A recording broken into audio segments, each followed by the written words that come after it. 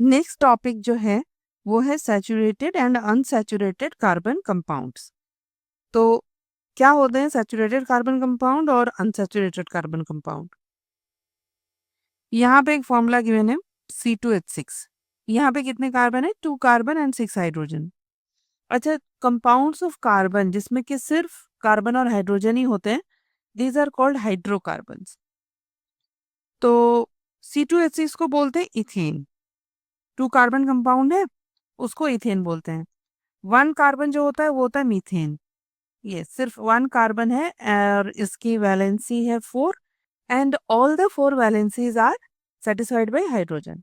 अब जब C2H6 हो जाएगा मतलब 2 कार्बन एटम हो जाएंगे, तो सबसे पहले क्या करेंगे कि कार्बन एंड कार्बन इनको सिंगल बॉन्ड से ज्वाइन कर देंगे। दोनों कार्बन एटम्स को सिंगल बॉन्ड से ज्वाइन कर देंगे।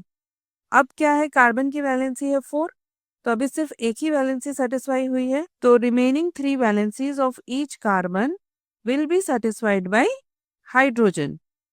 तो यहाँ पे हाइड्रोजन के साथ बॉन्डिंग हो जाएगी, तो ये बन गया C2H6।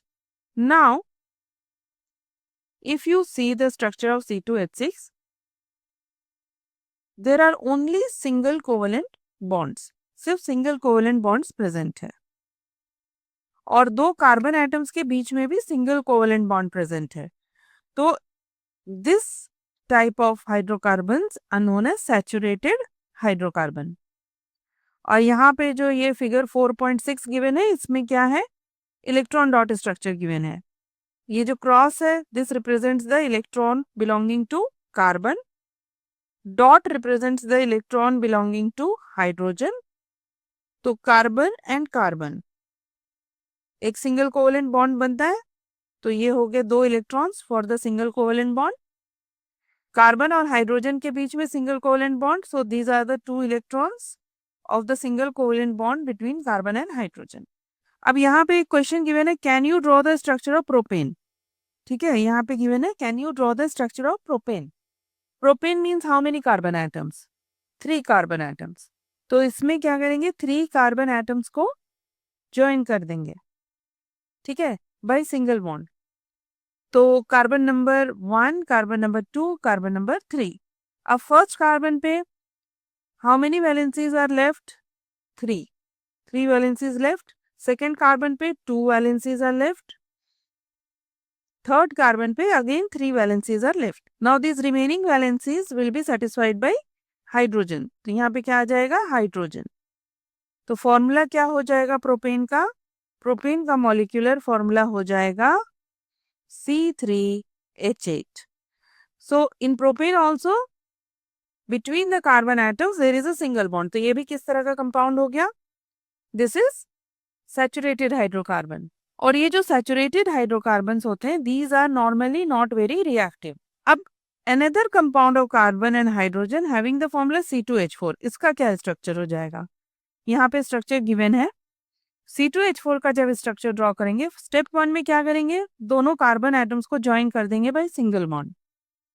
C2H4 में 2 कार्बन एटम्स है, 4 हाइड्रोजन एटम है, तो पहले तो 2 कार्बन एटम को ज्वाइन कर देंगे bye single bond.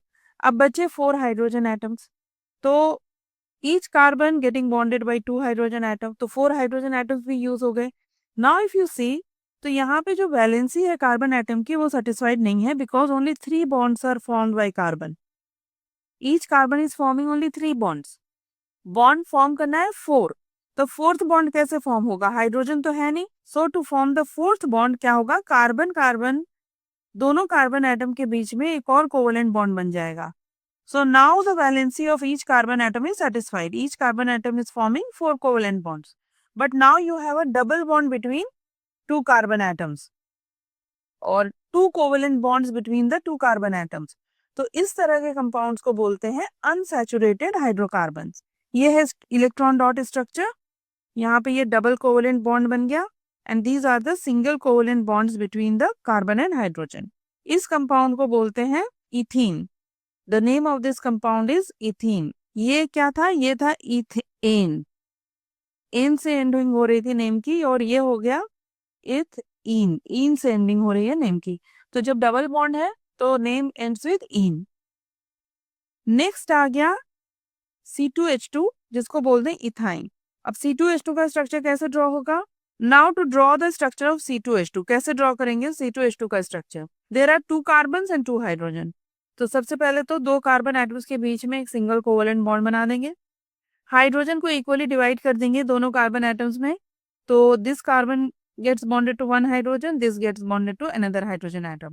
Carbon can form 4 bonds, यहाँ पे अभी 2 ही बॉन्ड बने हैं, तो बाकी 2 bonds, how will the valency of carbon, the valency of carbon will be satisfied? तो इसके लिए क्या करेंगे, और 2 bonds बनाने पड़ेंगे, so make 2 more covalent bonds between the carbon atoms. तो अब क्या हो गया, C2H2 में क्या हुआ, C2H2 में जो है 2 कार्बन एटम्स के बीच में देयर आर 3 कोवेलेंट बॉन्ड्स, तो ये भी किस तरह का कंपाउंड हो जाता है, ये भी हो जाता है unsaturated compound, unsaturated compound, and इसको बोलते हैं इथाइन। तो ट्रिपल बॉन्ड हो गया। Such compounds of carbon, such compounds of carbon जिसमें कि डबल बॉन्ड प्रेजेंट है कार्बन एटम्स के बीच में, ट्रिपल बॉन्ड प्रेजेंट है कार्बन एटम के बीच में, इनको बोलते हैं अनसैचुरेटेड कार्बन कंपाउंड्स। एंड इनकी प्रॉपर्टी क्या होती है, इनकी प्रॉपर्टी होती है they are more reactive, they are more reactive than the saturated carbon compounds.